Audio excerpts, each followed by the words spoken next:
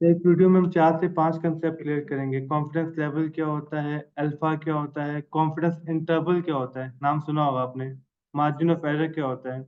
ये word different जगह use होते हैं। आपने जब रिसर्च मेथड में सैम्पलिंग पढ़ा होगा ना, अगर आपको याद हो, तो सैंपल साइज कैलकुलेट करने से पहले आपसे पूछा जाता था कि भाई कॉन्फिडेंस लेवल बताओ, कॉन्फिडेंस इंटरवल बताओ। ये तमाम चीज़ों की बेस के ऊपर आप लोग कैलकुलेट करते थे सैंपल साइज। याद आया? डिफरेंट जगह। रिलायबिलिटी में भी आपने कॉन्फिडेंस लेवल का नाम सुना था, मार्जिन पड़े का नाम सुना था। तो तमाम चीज़ों को डिस्कस कर लेते हैं। रियल लाइफ में इसका मतलब क्या था। हमने जो रट्टा मारा हुआ 95% का कि 95% एक्यूरेसी है या रिलायबिलिटी, इन तमाम चीज़ों की लॉजिक्स क्या होती है। ठीक है। इस्माइल साहब, आप कुछ बताना चाहिए कॉन्फिडेंस लेवल वगैरह पे? और कॉन्फिडेंस इंटरवल जो होता है वो एक एक पहले लेवल डिस्कस कर लेते, उसके बाद इंटरवल डिस्कस करते हैं। लेवल बताएं। सर कॉन्फिडेंस लेवल जो होता है वो एक एस्टिमेट को वाजे करता है, एस्टिमेट को बताता है कि पॉपुलेशन का में जो है वो ट्रू एस्टिमेट कितना है। ताहिरा, समझ में आ गया आपको? हमारा जो थ्रेशोल्ड है ना, वो ताहिरा है और विनिश है। इनको समझ में आ गया, समझे, सबको समझ में आ गया। अगर इनको समझ में नहीं आया तो हमारा हमारा ये थ्रेशोल्ड है। ठीक है। विनिश, समझ में आ गया? आ गया। ठीक है। चलें, बताएं, समझ में आ गया आपको? नहीं है भाई। ये आपका डेमो हो रहा है। अगर डेमो में क्लियर हुए तो आपको यूनिवर्सिटी में कोर्स मिलेगा। अगर आप डेमो में क्लियर नहीं हुए, जी, टाइम आप बताना चाहेंगे?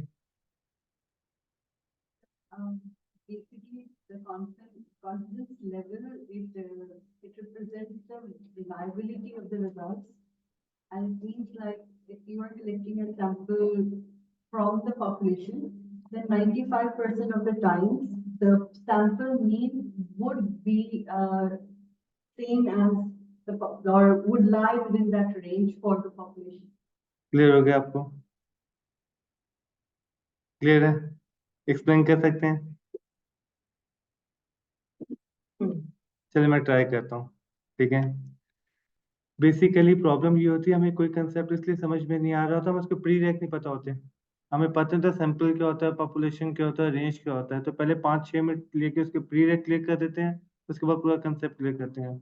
मैंने अभी एक वीडियो बनाई पॉइंट एस्टिमेशन और ट्रेवल एस्टिमेशन पे, याद है आपको? बिन स्टार्ट करते हैं। पॉइंट एस्टिमेशन होता है जो हम सिंगल वैल्यू, मिसाल के तौर पे हमने कहा क्या टेम्परेचर कितना है, तो आपने कहा 22। ये कौन सी एस्टिमेशन है? पॉइंट एस्टिमेशन है। अगर आपका टेम्परेचर है 22 to 25, ये क्या है? Interval estimation. आप लोग जब रेंज दे देते थे उसको इंटरवल एस्टिमेशन कहते थे, जब आप लोग सिंगल वैल्यू देते हैं उसको पॉइंट एस्टिमेशन कहते हैं। अब एक काम करते हैं, सैम्पलिंग के पूरे लेक्चर को रिपीट करते हैं। बेसिकली आपने सैम्पलिंग में पढ़ा था, आप सैंपल की बेस पर पॉपुलेशन को एस्टिमेट करते हैं। अच्छा, आपने एक वर्ड सुना होगा पॉपुलेशन पैरामीटर। क्या वर्ड सुना है? पॉपुलेशन पैरामीटर का मतलब समझते हैं। अभी हम पीबीएम में बैठे हुए हैं, माने पीएचडी की क्लास में। ठीक है। अब पीएचडी की क्लास में मैं ये जानना चाह रहा हूँ सीबीएम के बच्चों की एवरेज इनकम क्या है पूरी पॉपुलेशन की। तो आप जिस चीज को प्रिडिक्ट करना चाह रहे हो वो क्या है? मीन है ना। तो आपका पॉपुलेशन पैरामीटर यहाँ पे क्या हो गया? मीन। हो सकता है कि आप प्रिडिक्ट करना चाह रहे हो मीडियन को, तो यहाँ पे पॉपुलेशन पैरामीटर क्या हो गया? मीडियन। तो आप पूरे पॉपुलेशन का वेरिएंस देखना चाह रहे हैं, तो अब पॉपुलेशन पैरामीटर क्या हो गया? अब इस बात को याद रखें, हमेशा मीन ही नहीं देखना होता। तभी हम, अच्छा, अक्सर लोग कहते हैं कि इसका मतलब होगा सिंपल मीन की बेस में पॉपुलेशन मीन को एस्टिमेट करेंगे। हमेशा मीन को ही नहीं करेंगे। तो बेहतर है आप लोग वर्ड यूज करें पॉपुलेशन पैरामीटर। और पैरामीटर कुछ भी हो सकता है। पैरामीटर आपकी आर वैल्यू हो सकती है, कोरिलेशन की वैल्यू हो सकती है। ये बात समझ में आ गई? तो हम पॉपुलेशन मीन से बेहतर क्या वर्ड यूज करेंगे? पॉपुलेशन पैरामीटर पॉपुलेशन पैरामीटर, क्योंकि पैरामीटर में सारा कुछ कवर हो हो जाएगा। जाएगा। यहाँ तक क्लियर हो गया? बोले? ठीक है। अब एक काम करते हैं, रिवर्स इंजीनियरिंग करते हैं। विनीत, सामने स्क्रीन में देखें। माने कि मैं आपसे कहता हूँ टेम्परेचर। ठीक है। अब बल्कि टेम्परेचर छोड़ें, सीजीपी ले लेता हूँ दोबारा से। मुझे सीबीएम के तमाम बच्चों की एवरेज सीजीपीए को प्रिडिक्ट करना है। पॉपुलेशन मीन हो गया। बोले? अब मैंने कहा प्रिडिक्ट करें। अब आपने मुझे पॉइंट एस्टिमेशन दे दी। आपने मुझे कहा बच्चों की सीजीपी होगी 3.2। तो अगर 3.21 भी हुआ तो गलत हुआ, और 3.199 भी हुआ तो गलत हुआ। तो स्टेयर्स ने आपके लिए आसानी पैदा की, उसने कहा एक काम करें, इंटरवल एस्टिमेशन दे दें। क्या दे दें? इंटरवल एस्टिमेशन दे दें। इंटरवल एस्टिमेशन देने का फायदा ये होगा कि आपके चांस, आपने इंटरवल एस्टिमेशन क्या दी, आपने कहा 3.15 से 3.22, 0.07 का फर्क है ना, ये लोअर लिमिट हो गई, ठीक है, तो ये क्या हो गया, अपर लिमिट अपर। अब ये जो आपने इंटरवल बनाई है ना, इसी को हम कॉन्फिडेंस इंटरवल कहते हैं। क्या कहते हैं, कॉन्फिडेंस इंटरवल। एक आपने लोअर लिमिट दे दी, एक आपने अपर लिमिट दे दिया। अब हम एक काम करते हैं, रिवर्स चलते हैं। जी बिनिश, क्या चांसेस है, अब बात सुनिएगा, क्या चांसेस है कि पॉपुलेशन मीन इस इंटरवल के बीच में फॉल कर जाए। ये बात समझ रहे हैं, मेरी लाइन सुनिएगा। आपने पहले एक सैंपल मीन निकाला, डन, आपने पहले एक सैंपल मीन निकाला, फिर आपने कहा उस सैंपल मीन की बेस पे आपने इंटरवल बनाई। ये लॉजिक क्लियर हो रही है। अब आपने कहा 50% चांस है, सामने देखिएगा 50%। अब आप कह रहे हैं 3 से लेके 3.4 के बीच में होगा, कितने परसेंट चांसेस है, 70%, 60% कर देते चलें, 60%। आपने नोट के इंटरवल बढ़ गई। अब आप जानते क्या कह रहे हैं, अगर आप पूरी पॉपुलेशन का मीन मालूम करेंगे तो 60% चांस है, बोले, 60% कि चांस 3 और 3.4 के बीच में फॉल करेगा। आगे सुने, 2.8 से 3.5, जी कितने चांसेस हैं, 70%, 75 कर देता हूँ, ठीक है। आगे करते हैं, 2.6 से 3.6, 90%। समझ रहे हैं, जैसे जैसे इंटरवल बढ़ रही है परसेंटेज बढ़ रही है, डन। अब इसको करते हैं रिवर्स। टेस्ट में जानते हैं आप लोग क्या करते हैं, अभी आप क्या कर रहे हैं कि इंटरवल देख के बता रहे हैं कि परसेंटेज, बोले ना, क्या होगी, क्या होगी। अब स्टेट्स में हम लोग ये कहते हैं कि हम आपको परसेंटेज दे देंगे और कहेंगे इसकी बेस पे इंटरवल बना दो।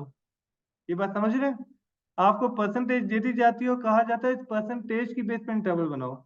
अच्छा, अब ये सारी साइंस क्या है, इसको बिल्कुल आसान जबान में समझते थे कि रियल लाइफ में इंप्लीमेंट करना है। विनिश बीबी ने पूरे सीबीएम के बच्चों की सीजीपीए मालूम करनी थी और ये एडवांस रिसर्च मेथड का कोर्स पढ़ चुकी थी। इन्हें कंसेप्ट पता था सैंपल का, इन्होंने सैंपल मीन ले लिया। क्या ले लिया, सैंपल। अब इन्होंने सैंपल में क्या किया, किसी बच्चे की सीजीपीए 3.2 है, सामने देखें 3.2, किसी की 3.5, किसी की 2.9, 2.95, 3.1, कितने बच्चों का सैंपल लिया, 5। एज्यूम करें इन्होंने 150-200 का सैंपल ले लिया, मैं 5 पे बस कर देता हूँ। ये मैंने एवरेज कैलकुलेट कर ली, ये मैंने सैंपल की एवरेज कैलकुलेट की, कितनी आई, 3.13। एक काम करता हूँ, इसे 3.2 कह रहा हूँ फिलहाल, राउंड ऑफ वैल्यू करने के लिए, समझिए सैंपल मीन कितना आ गया, 3.2। ये सैंपल मीन है, डन। आपने सैंपल मीन की बेस पे किसको प्रिडिक्ट करना है, पॉपुलेशन मीन में। अब एक पर्टिकुलर वैल्यू है जो आपने लेस करनी है, एक पर्टिकुलर वैल्यू है जो आपने ऐड करनी है। स्टार्ट करते हैं, वो कैसे होगा, पेंट खोल देता हूँ ताकि लिखने में आसानी हो। अब आपकी वैल्यू आ गई 3.2, ठीक है, इसे मैंने कह दिया म्यू। अब प्लस माइनस करना है। अब ये जो प्लस माइनस वाली वैल्यू होती है इसे बोलते हैं मार्जिन ऑफ एरर। क्या कहते हैं, मार्जिन ऑफ एरर। अब आपने कहा एक काम करें 0.2 ले लें, क्या ले लें, आपका मीन कितना आया था, इसमें से 0.2 लेस करें 3, तो ये क्या बन गया 3.4। ये क्लियर हो गया। तो जो मार्जिन ऑफ एरर की वैल्यू है वो लेस होगी और वो ऐड होगी। तो सिंपल फॉर्मूला क्या है कॉन्फिडेंस इंटरवल का, mu plus minus margin of error, mu plus minus margin of error.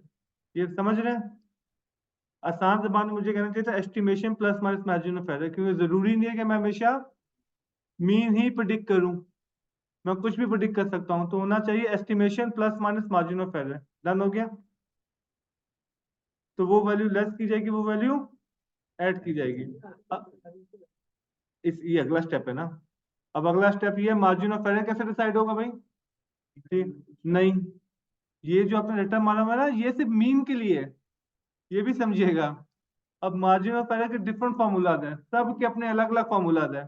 अब सवाल ये होता है, आपने प्रेडिक्ट क्या करना है, इंटरवल किसकी बनानी है। विनिश पे भी ये बात क्लियर हो गई। मीन को ले लें, अभी हम मीन को लेके चल रहे हैं ना, ये देखिएगा ये कौन सा मीन है, सैंपल मीन। अब मैंने आपसे कहा एक इंटरवल बना के दें, आपने मुझे मार्जिन ऑफ एरर की वैल्यू क्या दी, 0.2, 2 मिनट के लिए जूम करें, कितनी दी, 0.2, तो 3.2 माइनस 0.2 3 बन गया, और 3.2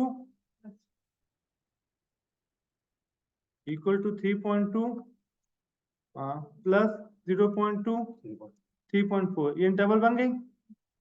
इस इंटरवल को कहेंगे कॉन्फिडेंस इंटरवल। अब जानते हैं आप ये अपने किसके थ्रू बनाई, सैंपल के थ्रू बनाई। अब ये जो डेफिनेशन बता रहे थे उसकी लॉजिक समझते हैं।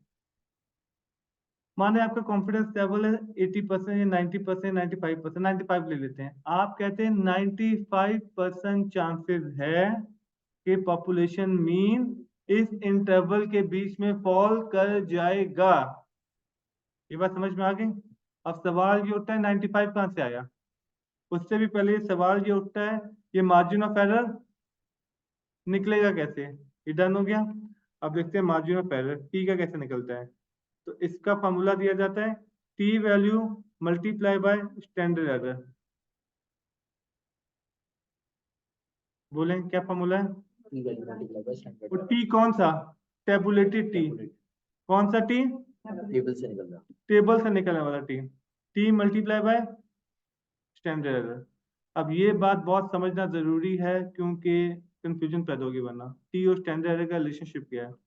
स्टैंडर्ड एरर का फॉर्मूला क्या है, स्टैंडर्ड एरर का फॉर्मूला था ये देखें sigma pound under root N, यही है ना, sigma pound under root N. Done. आपको एक मजे की चीज दिखाऊं, यहाँ पे देखें मैं स्टैंड डेविएशन कैलकुलेट करता हूँ। ये देखें स्टैंड डेविएशन कैलकुलेट किया मैंने, पॉपुलेशन का कर लेता हूँ, और ये मैं दे देता हूँ 170, ठीक है 0.21354, ये कॉपी किया फिर पेस्ट किया, सेम है ना। आप नोट करें मैं ऑब्जर्वेशन सेम डाले जा रहा हूँ, स्टैंड डेविएशन में कोई फर्क नहीं आ रहा। डन। अगर मैं 2000 ऑब्जर्वेशन भी कर दूं तब भी स्टैंडर्ड डेविएशन में कोई फर्क नहीं पड़ेगा। लेकिन आप एक चीज नोट करें, स्टैंडर्ड एरर के फॉर्मूले में क्या है, standard deviation divide by under root N. Standard error क्या है, standard deviation divide by under root N. N क्या है, सैंपल साइज। बोले तो अगर सैंपल साइज बढ़ेगा तो एन बढ़ेगा, बोले ना। जब एन बढ़ेगा नॉमिनेटर में क्या है, ठीक है, तो स्टैंडर्ड एरर की वैल्यू बढ़ेगी छोटी होगी, कम होगी। तो आपको ये लॉजिक समझ में आ रही है, जितना एन बढ़ता जाएगा उतना स्टैंडर्ड एरर कम होता जाएगा। ये लॉजिक क्लियर हो गई। बोले अच्छा इसलिए वो स्टैंडर्ड estimation होता है. स्टैंडर्ड एरर मल्टीप्लाई किससे हो रहा है, टी से। अच्छा स्टैंडर्ड एरर अगर छोटा होता जाएगा तो इंटरवल बढ़ेगी कम होगी, कम होगी। क्यों, जितना स्टैंडर्ड एरर छोटा होता जाएगा आपका उतनी आपकी, जी ये बात समझ में आ गई, कॉन्फिडेंस इंटरवल छोटी होती जाएगी। यहाँ तक क्लियर हो गया, स्टैंडर्ड एरर का कंसेप्ट समझ में आ गया।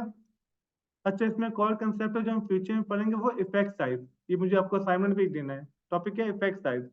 इफेक्ट साइज का भी बेसिकली रीजन यही दिया जाता है कि जब सैंपल साइज बहुत ज्यादा बढ़ जाता है तो स्टैंडर्ड एरर कम हो जाता है, तो स्टैंडर्ड एरर कम होने से टी सिग्निफिकेंट हो जाता है। तो अक्सर ऐसा होता है रिलेशनशिप होता नहीं है पर रिलेशनशिप दिखा रहा होता है। उसकी वजह जानते क्या है, स्टैंडर्ड एरर कम हो गया था, स्टैंडर्ड एरर कम होने की वजह से टी बढ़ गया था।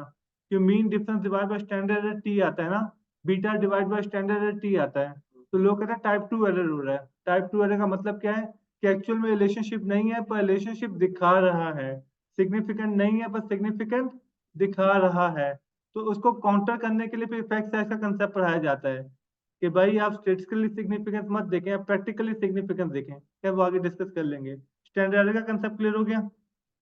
बोले ठीक है, शुरू से लिख लेते हैं यहाँ पर, न्यू डोंट सेव, ठीक है। अच्छा कुछ और चीजें डिस्कस कर लेते हैं। Confidence level plus alpha equal to 1, confidence level plus alpha equal to 1, clear हो गया।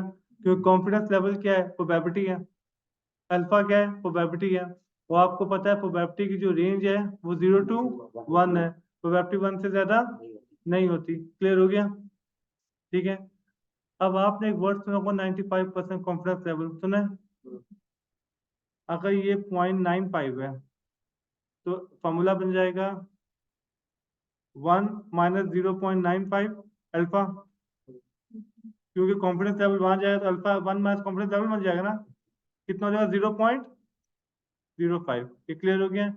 इसका मतलब है दोनों में से अगर आपको कोई एक चीज भी पता है तो आप दूसरी कैलकुलेट कर सकते हैं। नॉर्मली हमारे यहाँ स्टैंडर्ड चलता है 95% कॉन्फिडेंस लेवल का। डन। अगर अल्फा 7% है तो कॉन्फिडेंस लेवल कितना परसेंट होगा? 93.93। ये क्लियर हो गया? यहाँ पे अल्फा वैल्यू कितनी है? 0.05, क्योंकि कॉन्फिडेंस लेवल क्या था? अब वापिस आते हैं स्लाइड के ऊपर। अब आपको हाइपोथेसिस के लेक्चर में समझ में आया था कि ये जो आप रट्टा मार रहे थे sig value greater than 0.05 less than 0.05, ये आई कहाँ से थी? ये अल्फा वैल्यू है। ये जो सिग वैल्यू का आपने थ्रेशोल्ड पढ़ा था कि सिग वैल्यू लेस देन 0.05 होगी तो सिग्निफिकेंट होगा, सिग वैल्यू ग्रेटर देन 0.05 होगी तो इनसिग्निफिकेंट होगा। तो ये सवाल ये उठता था, ये 0.05 आया कहाँ से? ये कौन सी वैल्यू है? ये बात हमने डिस्कस क्यों की? ये बात हमने डिस्कस इसलिए की क्योंकि मलिया ने एक मॉडल बनाया था 92% पे। किस पे? तो अल्फा वैल्यू क्या है? 0.08। पॉइंट की सिग वैल्यू आई 0.6, 0.06। सिग्निफिकेंट है, सिग्निफिकेंट है, सिग्निफिकेंट है, लेकिन इन्होंने रट्टा मारा हुआ 0.05 वाला। अब ये कहती है सिग वैल्यू ग्रेटर देन 0.05 आ गई तो इनसिग्निफिकेंट। हद तक इनको बोलना चाहिए था मेरा थ्रेशोल्ड तो 0.08 हो गया। अब तो सिग वैल्यू जब लेस देन 0.08 आएगी तो मैं उसको सिग्निफिकेंट मानूंगी। वजह क्या है? वजह क्या है? कॉन्फिडेंस लेवल 92% रखा हुआ है। अच्छा मजे की बात, मेडिकल में हम कॉन्फिडेंस लेवल 99% रख देते हैं, तो हमारी अल्फा वैल्यू क्या होगी? 0.01। तो 0.03 को भी हम इनसिग्निफिकेंट बोलेंगे क्योंकि मेरी अल्फा वैल्यू से बड़ा हो गया। नॉर्मली बीबीए के एमबीए के बच्चों को हम इतनी टेंशन देते नहीं है, कहते कंफ्यूज हो जाएंगे। ठीक है, लेकिन आपको स्टैट्स याद हो, स्टैट्स में सब कुछ होता था। आप पहले कॉन्फिडेंस लेवल 90%, 95%, 99% ये सब आपने पढ़ा हुआ था। पहले आप अल्फा वैल्यू निकालते थे 1 माइनस कॉन्फिडेंस लेवल करके। क्लियर हो गया? अगर कुछ भी मेंशन नहीं किया गया तो हम लोग एज्यूम कर लेते हैं कि कॉन्फिडेंस लेवल 95% है और हमारा अल्फा कितना हो जाता है? 5%। यहाँ तक बात समझ में आ गई? बोले? Yes sir. तो हम अल्फा 5% लेके चलते हैं, क्योंकि कॉन्फिडेंस 95 है तो फिर अल्फा भी 5% ले लिया जाएगा। यहाँ तक लॉजिक क्लियर हो गई? अच्छा, कॉन्फिडेंस इंटरवल को ना सीआई से डोनेट करते हैं। किससे डोनेट करते हैं? सीआई से। क्लियर हो गया? कॉन्फिडेंस लेवल को सीएल से कह दिया, अल्फा की वैल्यू मैं आपको ऑलरेडी बता चुका हूँ। ठीक है, डन। और कॉन्फिडेंस इंटरवल को हम किससे डोनेट करते हैं? सीआई से। ये सारी बातें क्लियर हो गई? Yes sir. ठीक है, अब वापिस आते हैं जी। हाँ, कॉन्फिडेंस लेवल की बेस पे ही तो हम कॉन्फिडेंस इंटरवल बनाते हैं। कैसे देखिएगा? कॉन्फिडेंस इंटरवल का फॉर्मूला क्या है ये देखिएगा। आपका मीन कैसे बनता है पहला बताएं? कॉन्फिडेंस इंटरवल का फॉर्मूला क्या है? Mu plus minus 9 T standard error. Done. ये पूरी चीज किसके बराबर है? ये पूरी चीज किसके बराबर है? मार्जिन ऑफ एरर के ना। ये जो पूरा T multiply by standard error किसके बराबर है? ये एमई के बराबर मार्जिन। बोलते क्यों नहीं भाई? पहले अभी भी बोलें मार्जिन ऑफ एरर। ये टी कॉन्फिडेंस लेवल है। ये बात समझ रहे हैं? ये टी की वैल्यू कहां से आएगी? कॉन्फिडेंस लेवल से। डन हो गया? तो अक्सर जब फॉर्मूला बोले क्या लिखा होता है? Mu plus minus confidence level multiply by standard error. ये बात समझ में आ गई? अक्सर लिखा होगा जी। हाँ, वो one tail two tail concept है अल्फा बाय टू, उस पर भी हम डिस्कस करते हैं अल्फा बाय टू का चक्कर क्या था, अभी डिस्कस नहीं कर रहे। तो टी लिखें, जी लिखें, कॉन्फिडेंस लेवल लिखें, कुछ भी लिखें। ये क्लियर हो गया? तो ये टी स्टैंडर्ड एरर की कंसेप्ट समझ में आ गया? अच्छा मजे की बात, अब हम लोग मीन कर रहे हैं ना, तो इसमें टी टेबल होता है, एफ टेबल होता है, काय स्क्वायर टेबल, सारे टेबल मीन के लिए टी यूज करते हैं। टी जी टेबल यूज करते हैं, काय स्क्वायर का अलग टेबल है, वेरिएंस के लिए एफ टेस्ट यूज करते हैं। डन हो गया? बोले अब 95% कॉन्फिडेंस लेवल पे टी वैल्यू क्या होगी, ये हमें कौन बताएगा? टेबल बताएगा कि 95% कॉन्फिडेंस लेवल पे टी वैल्यू क्या होगी। यहाँ तक लॉजिक क्लियर हो गई? ठीक है, अब टेबल देखने के अपने रूल हैं, उसमें पहले एक चीज समझ लीजिए, डिग्री ऑफ फ्रीडम। फॉर्मूला क्या है? Degree of freedom. New screen ले आओ, इसी को कंटिन्यू करूं। न्यू स्क्रीन ले आते हैं, ठीक है। अब ये देखिएगा, डोंट सेव। अब टेबल देखने के लिए दो वैल्यूज चाहिए, कॉन्फिडेंस लेवल चाहिए और डिग्री ऑफ फ्रीडम चाहिए। जी बेनिश, क्या क्या चाहिए? फ्रीडम। कॉन्फिडेंस लेवल तो हमें शुरू में पता है 95% है, तो फिर अल्फा कितना हो गया? बोले 5%। अल्फा हो गया 0.05। ये क्या डिग्री ऑफ? बोले हर टेस्ट में डिग्री ऑफ फ्रीडम का फॉर्मूला अलग अलग है, ये बात समझ रहे हैं? हर जगह अलग अलग है। वन सैंपल टी टेस्ट का अलग है, इंडिपेंडेंट सैंपल टी टेस्ट का अलग है, काय स्क्वायर का अलग है, सबका अलग अलग है। ठीक है, वन सैंपल टी टेस्ट में इसका फॉर्मूला है n-1। क्या फॉर्मूला है? n क्या था? Sample size. अब ये देखिएगा, हमने यहाँ पे सैंपल साइज कितना लिया हुआ है? 5 का लिया हुआ था ना, वैसे मैंने बढ़ा दिया था, कितना हो गया? 13 से 15 ले लिया। ठीक है, सैंपल साइज कितना है? 15। तो डिग्री ऑफ फ्रीडम क्या होगा? बोले 14। अब ये देखेंगे, मैं टेबल पे आ जाता हूँ, सामने देखेगा, ये डिग्री ऑफ फ्रीडम का टेबल आ गया। ये क्या लिखा हुआ है? 14। अच्छा, कॉन्फिडेंस लेवल कितना है? 0.95। 14 में आके ये वैल्यू देख लें, 0.95 की कितनी लिखी है? 2.145। टी वैल्यू यहाँ से आगे, ये इसकी अलग वीडियो है, क्योंकि हम टॉपिक से डाइवर्ट हो जाएंगे। n-1 की लॉजिक क्यों इसके अंदर यूज होती है, उसमें तमाम मैंने एक्सप्लेन किया हुआ है। अभी 1 मिनट के अंदर एक्सप्लेन कर देता हूँ, वीडियो तो बहुत लंबी है, 1 मिनट में एक्सप्लेन कर देते हैं। डिग्री ऑफ फ्रीडम n-1 कहाँ से आ गया? इसकी सिंपल ट्रांसलेशन करें, डिग्री ऑफ फ्रीडम का मतलब क्या हुआ? डिग्री ऑफ फ्रीडम की ट्रांसलेशन, चलें क्रिकेट मैच की बात करते हैं। 11 प्लेयर है, अब इस्माइल साहब ओपनर जाएंगे, कितने ऑप्शन थे मेरे पास? अब माने 9 खिलाड़ी आउट हो गए, 2 खिलाड़ी बच गए, बिनेश बच गए, तायरा बच गई। अब बिनेश को भेजना है, कितने ऑप्शन? एक ही ऑप्शन है, 2-1 करेंगे।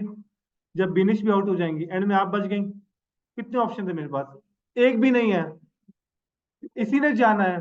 अब मेरा फ्रीडम नहीं है, तभी देखिए 1-1 0 हो जाएगा, तो एक ऑप्शन के लिए भी आपके कम दो होंगे, तभी एक ऑप्शन। n-1 की लॉजिक समझ में आते हैं? अच्छा, एक वक्त में अगर दो दो बंदे सेलेक्ट करने होते हैं ना, तो फिर डिग्री ऑफ फ्रीडम n-2 हो जाता, क्योंकि एक वक्त में 2 लोग भेज रहे हैं। तो जब मेरे 9 खिलाड़ी आउट हो जाएंगे, 10वां, अब मेरे पास कोई ऑप्शन नहीं है, कोई फ्रीडम का ऑप्शन नहीं है। समझ गए? जब एक एक करके भेज रहे हैं, तो फिर डिग्री ऑफ फ्रीडम n-1 कर रहे होते हैं कि कितने आपके ऑप्शन है। इसकी सिंपल ट्रांसलेशन भी करेंगे ना, तो ऑप्शन की तरफ देखते हैं कितने ऑप्शन है। ठीक है, डिग्री ऑफ फ्रीडम है। क्लियर होगी लॉजिक? ये n वाला मसला क्लियर हो गया? यहाँ से हम n देखेंगे, यहाँ से हम कॉन्फिडेंस लेवल देखेंगे, 95% हो गया। यहाँ से 14 देखेंगे, क्या आ गया? 2 पॉइंट, ये मेरा कैलकुलेटेड टी आ गया। क्या आ गया? Calculated T. अब ये देखिएगा, सॉरी गलत कह दिया, फॉर्मूले से कैलकुलेट, ये टेबुलेटेड टी आ गया। अब मैंने आपसे कहा था फॉर्मूले में लोग लिखते हैं estimation, estimation plus minus confidence level और स्टैंडर्ड एरर। डन हो गया? तो एस्टिमेशन में मैंने मीन लिख दिया, प्लस माइनस में मैं टी लिख दूंगा, क्योंकि मैं कौन सी फॉलो कर रहा हूँ? टी। और फिर आगे स्टैंडर्ड एरर। अब यहाँ पे कॉन्फिडेंस लेवल इसलिए देखा जाता है क्योंकि फिर आपको पता है सैंपल साइज 30 से कम है, 30 से ज्यादा है, टी देखना है, जी देखना है, ये सारी बैश हो जाती है। तो वो कहता है भाई ऐसा नहीं करो, टी देख लो। क्लियर होगी लॉजिक? ये दो बातें समझ में आ गई। इसी बहाने में ना हम एक काम करते हैं, बाकी भी देख लेते हैं ताकि आपको अंदाजा हो जाए। ये मैंने ओपन कर दिया काय स्क्वायर। हाँ हाँ, तो अल्फा वैल्यू पर 5% लिखी हुई थी। अब ये देखें, यहाँ पे देखें, अब काय स्क्वायर में डिग्री ऑफ फ्रीडम दिया हुआ है। बोले कॉन्फिडेंस लेवल 95% है, तो अल्फा वैल्यू 0.05 हो जाएगी। डिग्री ऑफ फ्रीडम देखेंगे, अल्फा वैल्यू देखेंगे, कौन सी वैल्यू आ रही है? काय स्क्वायर की। ये टेबुलेटेड स्काई स्क्वायर हो गया, हर जगह सेम ही है। अच्छा, जब हम अनोवा पे जाते हैं, आपको याद होगा पे 2 डिग्री ऑफ फ्रीडम है, एक बिटवीन ग्रुप, एक विद इन ग्रुप, पता है ना इस बात का? अनोवा के अंदर 2 होते हैं, एक बिटवीन एक विद इन। तो देखें यहाँ पे 2 डिग्री ऑफ फ्रीडम होंगे, आपको दोनों कैलकुलेट करने होते हैं। ये देखें degree of freedom 1, degree of freedom 2। बाकी ये देखें पी वैल्यूज दी हुई है, 5% के ऊपर ये इसकी एफ वैल्यूज आ जाएंगी। तो बस सारे टेबल्स में हमें 2 चीजें चाहिए, आपको डिग्री ऑफ फ्रीडम पता हो, आपको अल्फा की खत्म। तो सारी मेहनत इस बात पे सिखाई जाती है कि डिग्री ऑफ फ्रीडम कैलकुलेट कैसे करना है। तो सारा फार्मूला सब कुछ इस बात, जब हम मैनुअल सीख रहे होते हैं, अभी तो सॉफ्टवेयर ने सारा काम कर देना है ना, अभी तो हमें कोई टेंशन लेने की नीड नहीं है, अभी तो सारा काम सॉफ्टवेयर करता है। लेकिन जब हम मैनुअल कर रहे हैं तो सारी मेहनत इस बात पे हो रही होती है कि डिग्री ऑफ फ्रीडम कैलकुलेट करना आ जाए। डिग्री ऑफ फ्रीडम हम क्यों कैलकुलेट करना सीखेंगे? टेबुलेटेड वैल्यू के लिए। ठीक है, अब एक चीज और देख लेते हैं। अब ये देखें, मैंने ना कुछ वीडियोस बनाई हुई है इसी चीज के ऊपर कि टेबुलेटेड की क्या होता है, क्या ये देखें टेबुलेटेड टी को एक्सेल में कैसे निकालना होगा। हर जगह टेबल नहीं होगा ना, ये सारी चीजें हमने वीडियोस में सिखा दी है। कैलकुलेटेड टी और टेबुलेटेड में फर्क क्या होता है, पॉइंट एस्टिमेशन और टेबल एस्टिमेशन में फर्क क्या होता है, इन तमाम की मैंने अलग अलग वीडियोस बनाई है। अभी तो मैंने 1 मिनट में पॉइंट एस्टिमेशन टेबल एस्टिमेशन बता दिया है, यहाँ पे 10-12 मिनट में डिटेल में एक्सप्लेन किया है। यहाँ पे तो अभी 1 मिनट में मैंने कैलकुलेटेड टी और टेबुलेटेड बता दिया है, वहां पे मैंने बहुत डिटेल में एक्सप्लेन किया है कि कैलकुलेटेड और टेबुलेटेड में फर्क क्या होता है। इसी तरह यहाँ पे देखें 20 मिनट की वीडियो है सिर्फ टेबल से वैल्यू देखने में। अब आप सोच रहे होंगे अब हमने तो यहाँ पे 2 मिनट में देख ली, तो यहाँ पे 20 मिनट में क्यों बनी है? बहुत डिटेल में समझाया है टेबल बना कैसे, टीओजी में फर्क क्या होता है, एक्सेल के कैलकुलेट करने के फजाइल क्या क्या होते हैं, ये बात समझ में आ गई। मैं आपको फजाइल यहाँ पे भी दिखा देता हूँ। ये देखिए ये टेबल है, 0.05 दिया हुआ है, 0.06 दिया, तो फिर क्या करूंगा मैं? तो एक्सेल नहीं पूछता कुछ, आप उसको 0.06 दें, 0.07 दें, 0.08 दें, तो एक्सेल को तो कुछ नहीं पता, एक्सेल तो सब कुछ कैलकुलेट करके दे देगा। ये बात समझ रहे हैं? इसे टी में देखें कि 30 के बाद जंप मारेगा 60 पे, देख रहे हैं 35, 31 का क्या होगा? नहीं, इसमें भी थोड़ी कंफ्यूजन जानते क्या है, नॉर्मली कहा जाता है 30 के बाद ना टी जी में चला जाता है, ये आपने सुना होगा। इसमें भी छोटी सी एक गलती हो रही है, वो भी समझ लें। आप नोट करें, जैसे यहाँ पे डिग्री ऑफ फ्रीडम 2 होगा, ठीक है, 6 है ना, डिग्री ऑफ फ्रीडम 2 पे 4.3, हर डिग्री ऑफ फ्रीडम बनने से आप देखें टी बहुत ज्यादा ड्रॉप हो रहा है, नोट किया आपने? बहुत ज्यादा, ये 30 तक ड्रॉप होता है, 30 के बाद इसकी स्पीड बहुत कम हो जाएगी, 30 पे हो जाएगा 2.04, बोले कितना होगा? 2.04। अच्छा, नॉर्मली लोग कहते हैं कि 30 के बाद जी बन जाता है, तक ऐसा है नहीं, 480 पे जाके जी बनता है। अब आप कहेंगे हमें क्यों बचपन से पढ़ाया जा रहा है कि 30 के बाद 30 के बाद 30 के बाद, समझाता हूँ क्यों पढ़ाया जा रहा है। 30 पे जी की वैल्यू होती है 1.96, क्या होती है? 0.05 पे।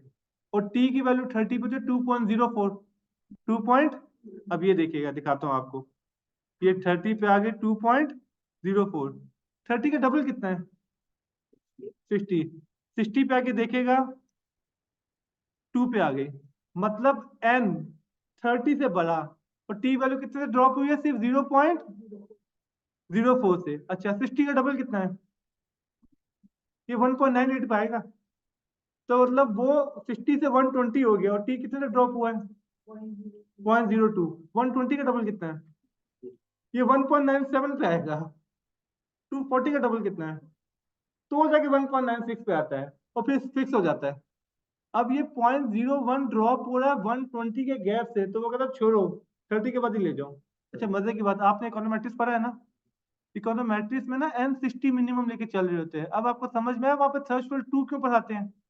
क्योंकि जब 60 होता है ना, ये देखें 60 पे 2 वैल्यू हो जाती है, ये समझ रहे हैं?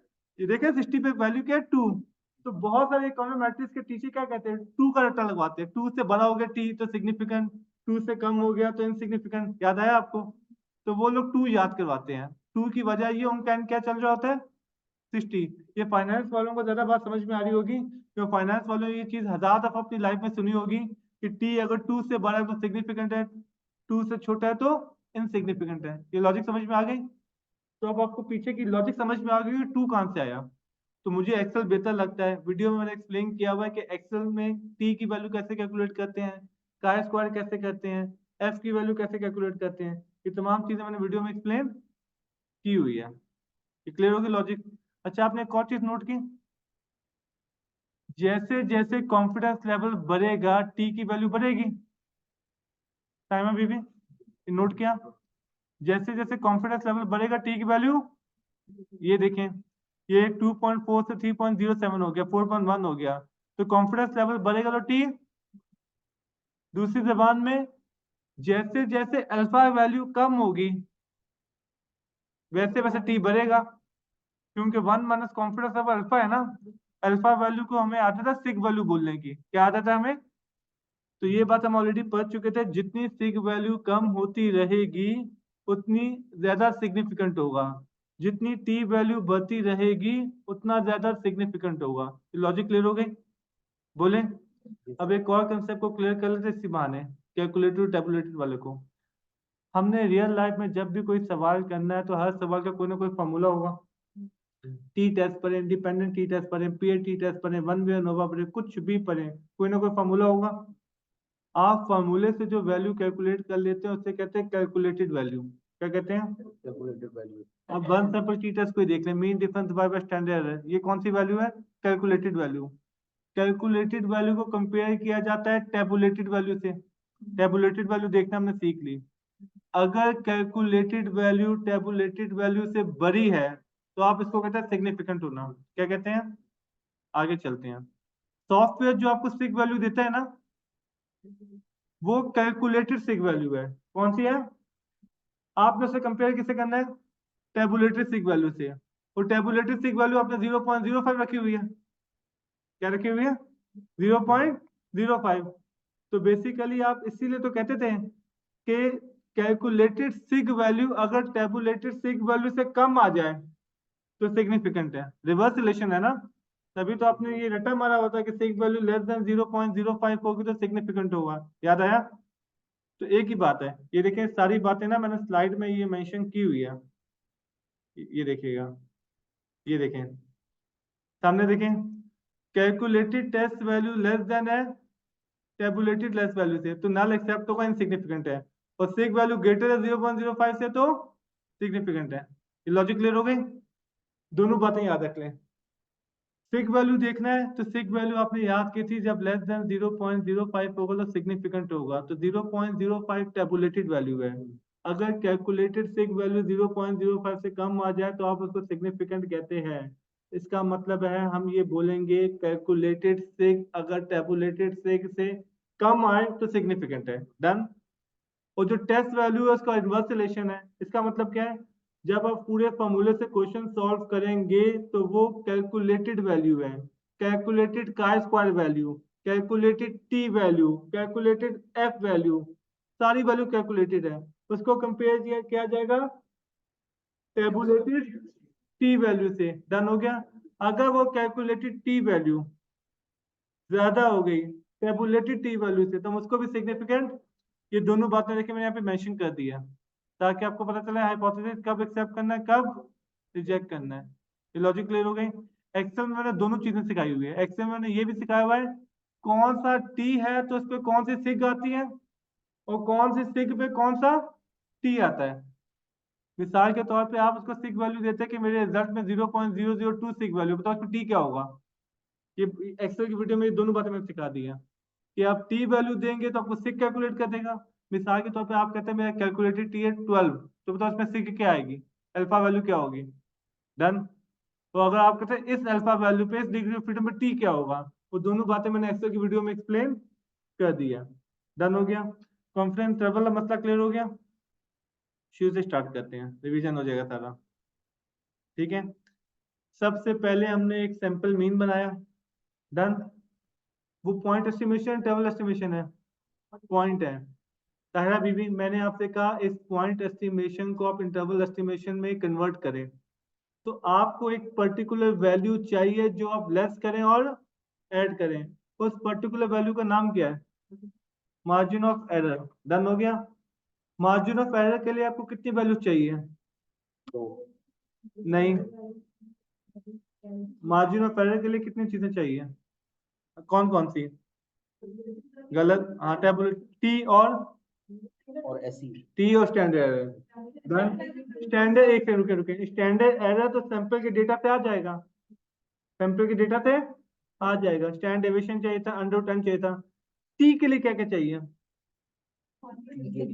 नहीं, हाँ आप इसको लेवल ऑफ सिग्निफिकेंस बोले, आप इसको कॉन्फिडेंस लेवल बोले, एक ही बात है। आप इसको क्रिटिकल रीजन भी कह सकते हैं। मजे की बात, काफी किताबों में लिखा होता है क्रिटिकल रीजन डिसाइड करें। क्या डिसाइड करें?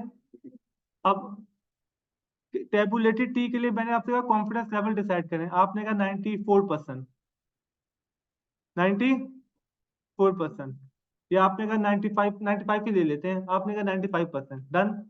दूसरी बात, मैं आपसे ये भी पूछ रहा सिग्निफिकेंस लेवल डिसाइड करें, तो आप क्या आंसर देंगे? 0.05। तो मैं आपसे अल्फा वैल्यू पूछ रहा हूँ, ये बात समझ में आ गई? एक ही बात है ना, कॉन्फिडेंस लेवल पूछूं, अल्फा वैल्यू पूछूं, सिग्निफिकेंस लेवल पूछूं, एक ही बात पूछूं। और इसको किताबें कैसे पूछती हैं? क्रिटिकल रीजन बताओ। ये बात समझ में आ गई? किताब के साथ पूछती है इसको क्रिटिकल रीजन बताएं। ये पूरा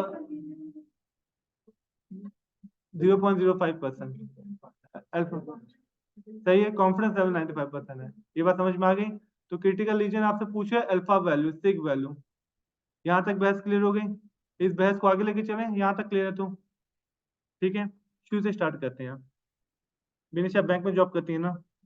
मैंने कहा कि जो पाकिस्तान के जितने भी बैंक हैं इनके एवरेज डिपॉजिट्स क्या होंगे, जितनी भी ब्रांचेज हैं, पूरी पॉपुलेशन का पूछ रहा हूँ। आपने क्या किया, 20-25 बैंक से पूछा, ये क्या है? सैंपल। उनकी एवरेज आ गई 350 मिलियन। अब पॉपुलेशन की एवरेज कहाँ होगी, कैसे इंटरवल कैसे बनाएंगे आप? 350 मिलियन आपका सैंपल मीन आ गया, फिर आपने उसका क्या निकाला, स्टैंडर्ड एरर, ठीक है। फिर आपने 95% कॉन्फिडेंस में जाके टी की वैल्यू देखी जो कि 1.96 आएगी। आपने 1.96 की वैल्यू को स्टैंडर्ड एरर से मल्टीप्लाई किया, क्या आ गया, मार्जिन ऑफ एरर। उस मार्जिन ऑफ एरर को आपने 350 मिलियन में लेस किया और 350 मिलियन में ऐड किया, और फिर आप कहेंगे ये जो इंटरवल बनी 320 से 380 मिलियन की, 95% चांसेस है कि अगर आप तमाम बैंक से एवरेज कैलकुलेट करेंगे तो उसके बीच में जो भी वैल्यू आएगी ना, वो उसके बीच में फॉल।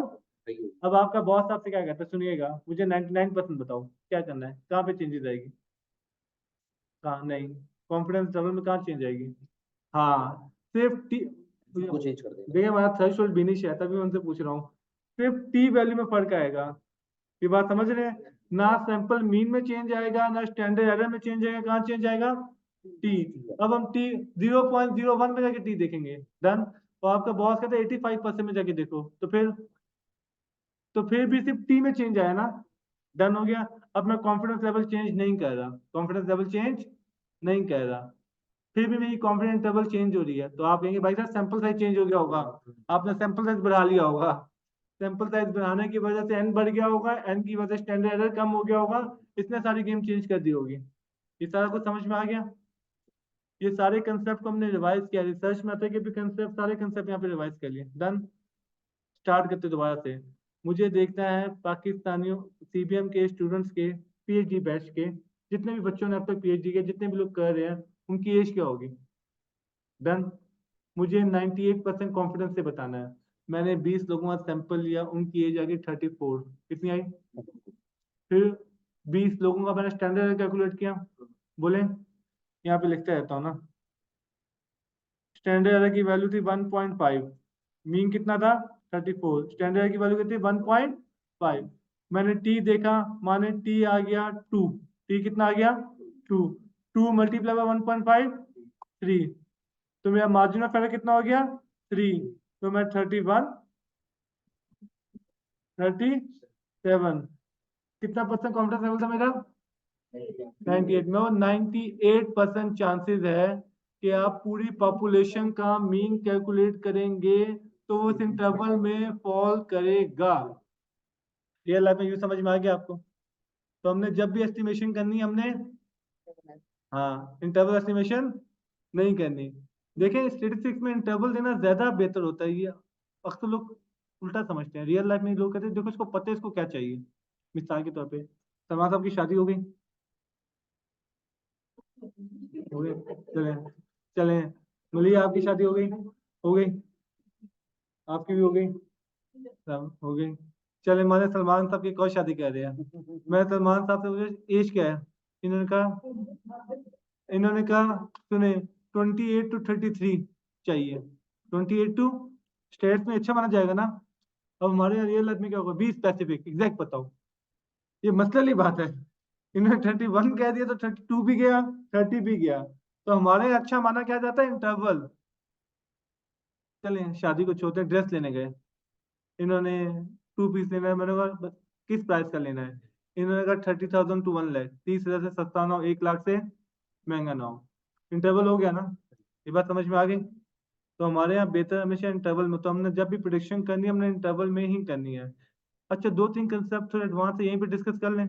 ये जो बीच में जीरो वाला मसला क्या था, ये सारे मसले क्या थे, वो सब डिस्कस कर लेते ताकि आपकी टेंशन खत्म हो। ये जीरो कहाँ से आ गया था, कि कॉन्फिडेंस इंटरवल के बीच में जीरो आ जाए तो ये हो जाता है।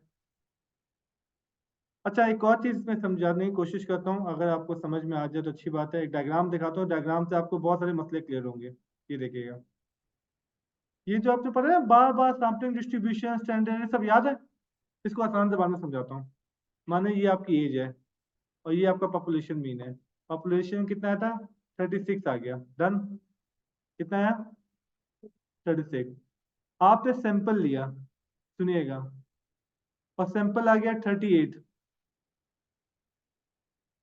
ये सैंपल 38 आ गया, बोले ये पॉइंट एस्टिमेशन है ना। जब आपने इसकी इंटरवल बनाई, ये पॉपुलेशन मीन को क्रॉस कर रहे हैं, इसका मतलब पॉपुलेशन मीन इस इंटरवल में रुके रुके, आपने दूसरा सैंपल कैलकुलेट किया, दूसरा सैंपल आया यहाँ पर, इसकी भी इंटरवल बनेगी, ये भी फॉल किया, रुके। ये आपने बनाया तीसरा सैंपल, इसकी भी इंटरवल बनेगी, ये भी फॉल किया, बोले हैं। ये आपने बनाया चौथा, ये भी फॉल कर गया। इसका मतलब ये है कि 100 में से 95 सैंपल जो आपके वो फॉल करेंगे। ये बात समझ रहे हैं? 5% सैंपल ऐसे है, अब एक सैंपल बना यहाँ पे, ठीक है, ये फॉल कर रहे, ये लॉजिक होती है। अब देखें बाकी सैंपल भी पॉपुलेशन मीन जितने नहीं है, लेकिन जो इनकी जो इंटरवल बन रही है ना, उसके अंदर पॉपुलेशन मीन फॉल। अब आप अपनी लाइन सुने, 95% होता है कि पॉपुलेशन मीन इस इंटरवल के बीच में फॉल। ये लॉजिक समझ में आ गया आपको सारी, क्लियर है? तो सैंपल मीन कभी, अच्छा यही चीज हमने सिग्निफिकेंट सीखने में पढ़ा कि डिफरेंस होगा लेकिन हम उसको डिफरेंस कहेंगे नहीं, क्योंकि वो जीरो के बराबर हो जाएगा, क्योंकि पॉपुलेशन मीन और सैंपल मीन एक सेम हो जाएंगे किसी सिचुएशन में आके। क्लियर होगी लॉजिक? अब इसको डिस्कस करते हैं शुरू से। माने आपका पॉपुलेशन मीन है 36, क्या है 36, डन। हम न्यू कर लेते हैं, इससे कंफ्यूजन पैदा होगी जी। पॉपुलेशन मीन कितना है, 36, सैंपल मीन ले लेते हैं, और यहाँ पे मार्जिन ऑफ एरर ले लें। एक्सेल पे कर लो या पेंट पे सही है, एक्सेल पे कर लें। चलें भाई, हमारा क्यों थ्रेशोल्ड बिनिश है तो बिनिश ने एक्सेल बोल दिया है, एक्सेल पे चलें। पॉपुलेशन मीन कितना था, 36, सैंपल मीन कितना है, लिखते हैं अभी 30 लिख देते हैं, तो यहाँ पे मार्जिन ऑफ एरर कर देते हैं, ये देखिएगा मिनिमम मैक्सिमम, डन। सुनिएगा, माने एक्चुअल में पॉपुलेशन मीन 36 था, कितना था, आपने जब सैंपल मीन लिया वो कितना आया, 36। आपने माने मार्जिन ऑफ एरर कैलकुलेट कर लिया है, मार्जिन ऑफ एरर कैलकुलेट कर लिया है, वो आया है 4। कितना है, अब सामने देखिएगा, सैंपल मीन दिया था ना, -4, 26 आ गया, आगे देखिएगा 30 + 4, 34 जी। बिनिश लिमिट क्या है, 26, और क्या पॉपुलेशन मीन इस इंटरवल के बीच में फॉल कर रहा है, नहीं कर रहा ना, बोले नहीं कर रहा, मतलब बाहर फॉल कर रहा है, क्लियर? इसका मतलब सिग्निफिकेंट है, डिफरेंस है, पॉपुलेशन मीन और सैंपल मीन में डिफरेंस है, डन।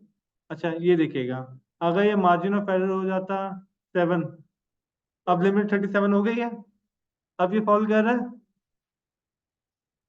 अब मैंने कहा यार कोई गोल्ड स्टैंडर्ड बनाओ, स्टैंडर्डाइज करो ना।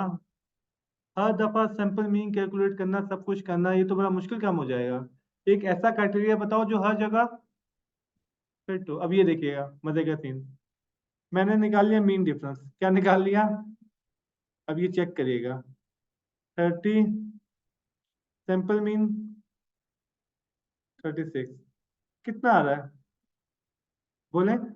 -1। इसकी लिमिट बना दूं? अब देखें, 4 माइनस -6, ठीक है 10।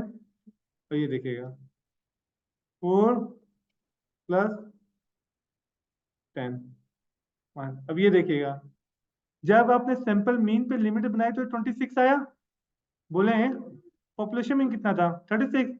तो मतलब मैक्सिमम 10 तक तो कम जाएगा, दिख रहे? तो यही तो चीज मैं कैलकुलेट कर दी, मीन डिफरेंस।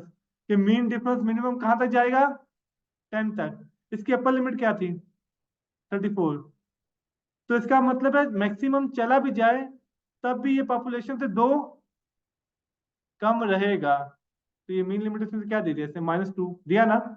कुछ भी हो जाए 2 कम रहेगा। तो मीन डिफरेंस की जो इंटरवल है वो आपको यही तो बता रही होती है। ये बात समझ में आई? इन दोनों का रिलेशनशिप समझ में आया आपको? ये लिमिट बनी है मीन डिफरेंस पे। किस पे बनी है? मीन डिफरेंस पे। और ये किससे बनी है? सैंपल मीन पे। विनीश ये बात समझ में आई? अब इसको और मुश्किल करते हैं, ये देखिएगा, मार्जिन ऑफ एरर 7 कर दूं?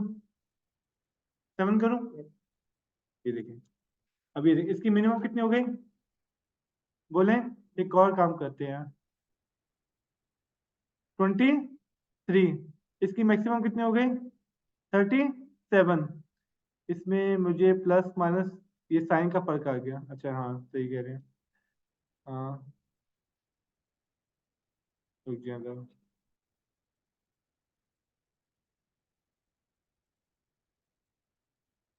1 मिनट रुकिए, 34 भी कर देता हूँ। इसको दोबारा से कैलकुलेट करते हैं।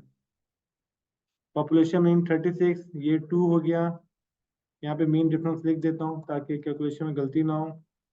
36 माइनस 34, 2 आ गया। और मार्जिन ऑफ एरर 7 आ गया। ठीक है, पॉपुलेशन जी, पॉपुलेशन में इसके अंदर फॉल कर रहा है। अब इसको करते हैं 1.5। अब बताएं पॉपुलेशन में इसके अंदर फॉल कर रहा है? नहीं कर रहा। सैंपल मीन कर दिया 33, लिमिट बनी 31.5 और 34.5। ये क्लियर हो रहा है? और पॉपुलेशन में कितना? 36, इससे बाहर फॉल कर रहा है। ये लॉजिक क्लियर हो गई बोले? अब हम इंटरवल किस पे बनाएंगे? मीन डिफरेंस पे। मीन डिफरेंस में मार्जिन ऑफ एरर लेस करेंगे, मार्जिन ऑफ एरर ऐड करेंगे। क्लियर हो गया? अब ये वही बात बताता था यार, हमने डिस्कस किया था, बीच में 0 आ गया तो इनसिग्निफिकेंट आ गया, और बीच में 0 नहीं आया तो सिग्निफिकेंट। बीच में 0 का मतलब क्या है? ये 2 आ गया, ये 7 आ गया, मतलब मिनिमम 2 का डिफरेंस रहेगा, मैक्सिमम 7 का डिफरेंस रहेगा। कोई भी ऐसी सिचुएशन नहीं है जिसमें डिफरेंस 0 हो जाए, तो हम कहते थे ये क्या हो गया? सिग्निफिकेंट हो गया। तो अगर ये -2 होता तो हम कहते हैं इनसिग्निफिकेंट हो गया, क्योंकि बीच में 0 आ गया। ये लॉजिक समझ में आ गई? तो हम सिंपल मीन पे इंटरवल नहीं बनाएंगे, किस पे इंटरवल बनाएंगे? मीन डिफरेंस पे। बात वही हो जाएगी, बात आपकी वही हो जाएगी। ये लॉजिक क्लियर हो गई? एक काम करते हैं, इसका थोड़ा डिफरेंस बढ़ाते हैं, मीन डिफरेंस कर देते हैं 4, ये 50 कर दिया, ये मैंने कर दिया 40, 10 का डिफरेंस रखते हैं 36 और 44। ठीक है, और यहाँ पे हम कर देते हैं मीन -4, ताकि कंपैरिजन करने में आसानी हो जाए। 10 -4 6, 10 +4 4 14। ये इधर ले आए,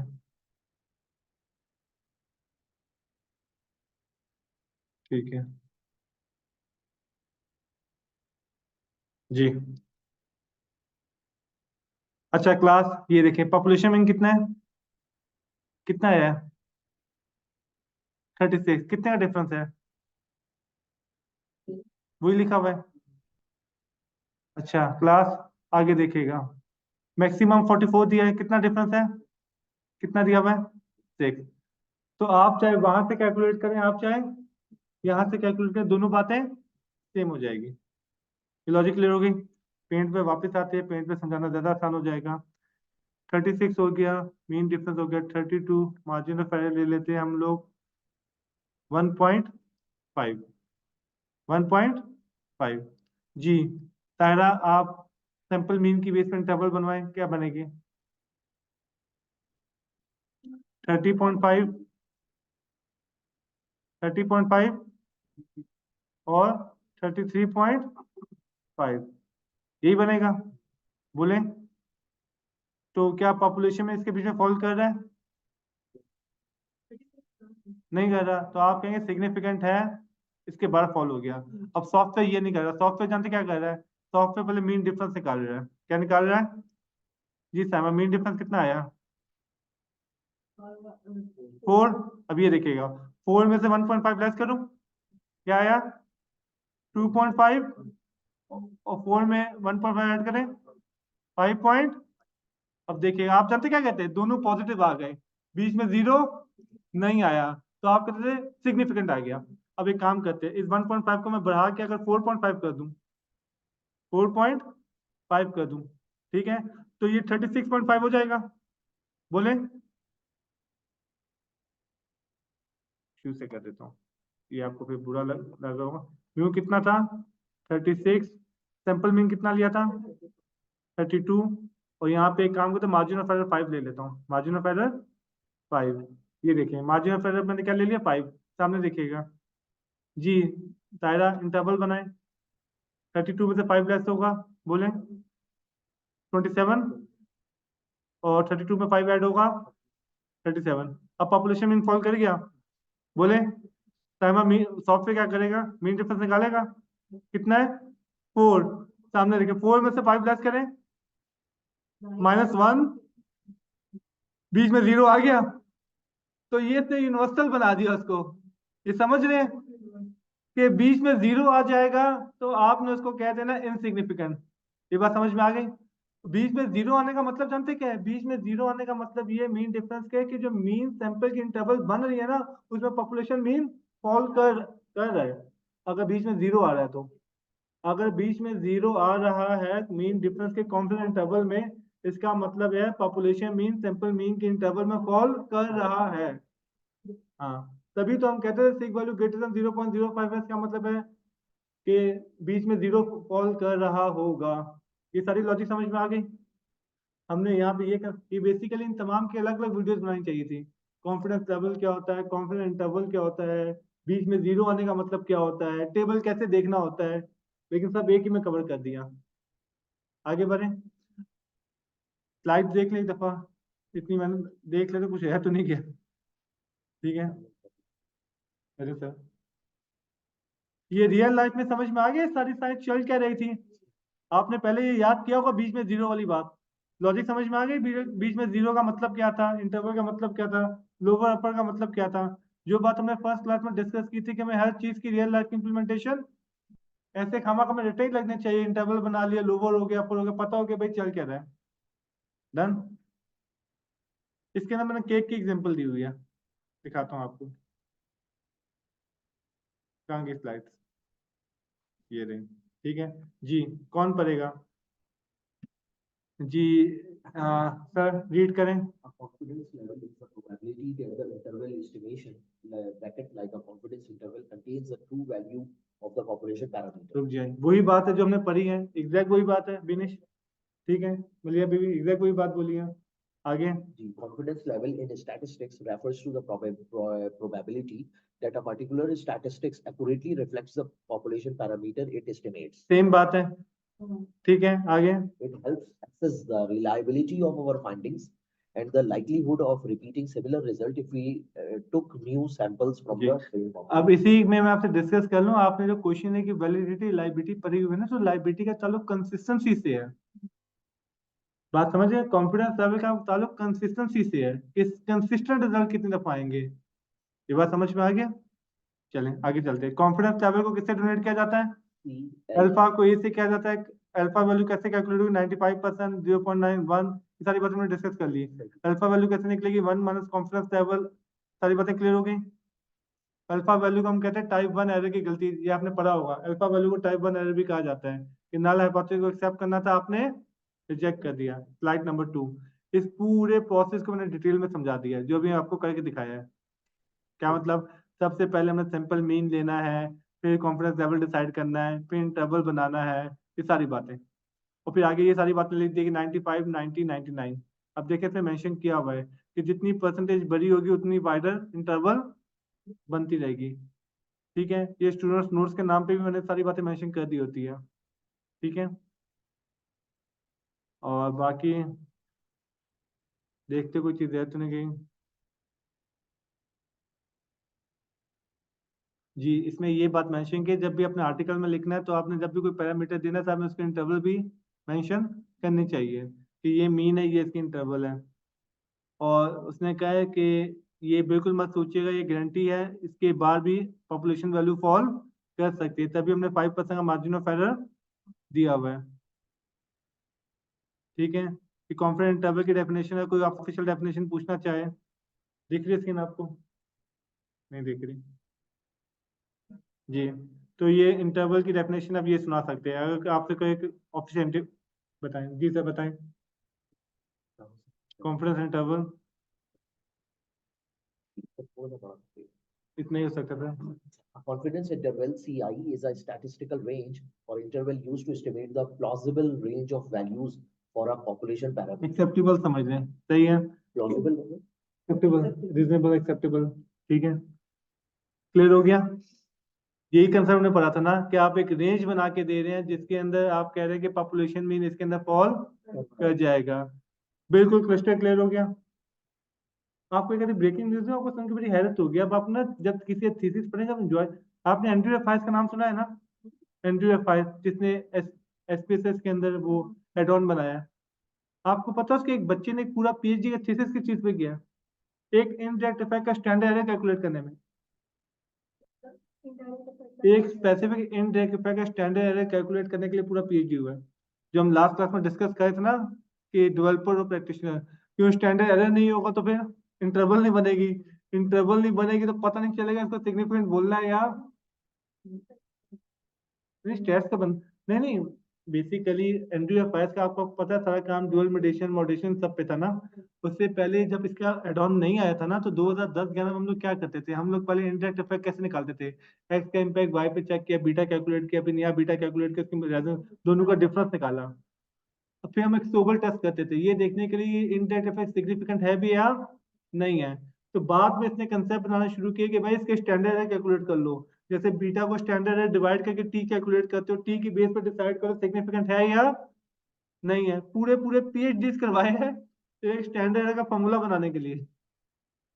हाँ समझ रहे हैं, क्योंकि स्टैंडर्ड एरर का फॉर्मूला बनेगा तो उसकी बेस हम डिसाइड कर सकेंगे इनडायरेक्ट इफेक्ट को सिग्निफिकेंट कहना भी है या। तो अच्छा खासा कॉम्प्लिकेटेड काम होता है डिग्री ऑफ फ्रीडम के फॉर्मूलाज बनाना, स्टैंडर्ड एरर कैलकुलेट करना। ये कॉन्फिडेंस लेवल के सारी गेम समझ में आ गई? कोई क्वेश्चन है पूछें?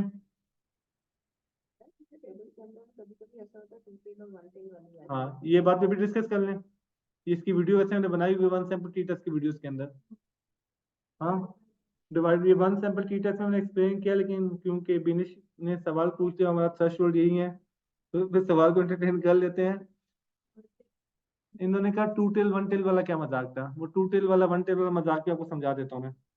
सारी चीजें वैसे ही होंगी तो अल्फा सिर्फ अल्फा डिवाइड बाय 2 वो क्यों होता है उसकी भी लॉजिक समझा देता हूँ आपको।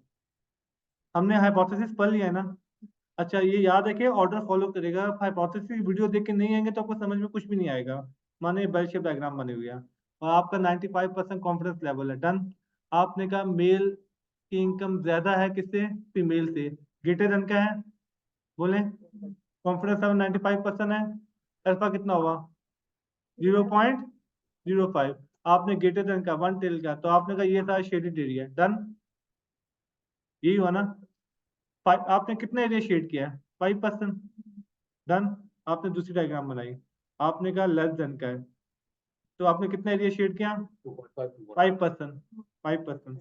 आपने तीसरी डायग्राम बनाई, अब आपने कहा मेल की इनकम इक्वल नहीं है फीमेल के, तो मतलब ग्रेटर भी हो सकती है, और तो दोनों साइड पे जाना है, नॉन डायरेक्शनल है। आपका कॉन्फिडेंस लेवल 95 था ना, तो अल्फा कितना? 5%। तो आपको उसको डिवाइड करना पड़ेगा, आधा इधर लेके जाऊं, आधा, तो आप याद है इसको भी शेड करते थे। और अब टेक्निकल पॉइंट ये है कि अब यहाँ पे 5% अल्फा नहीं यूज करें, 2.5 यूज करें, क्योंकि बोथ साइड यूज होगा ना।